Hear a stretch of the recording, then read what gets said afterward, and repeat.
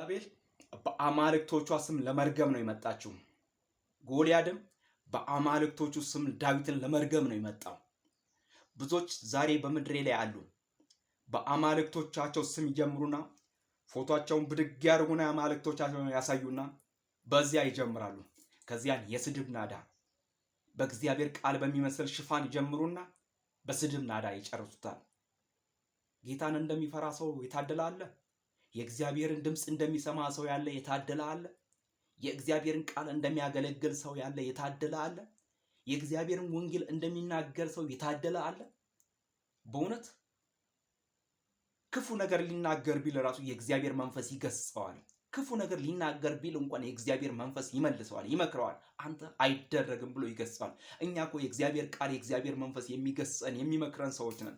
እግዚአብሔር አምላክ የሚረዳን የሚቆጣን ሰዎች ነን። ተው አታድርጉ የሚለን ሰዎች ነን። ሰምቶ የሚያሰማን ሰምቶ የሚነግረን አምላክ እግዚአብሔር አለ።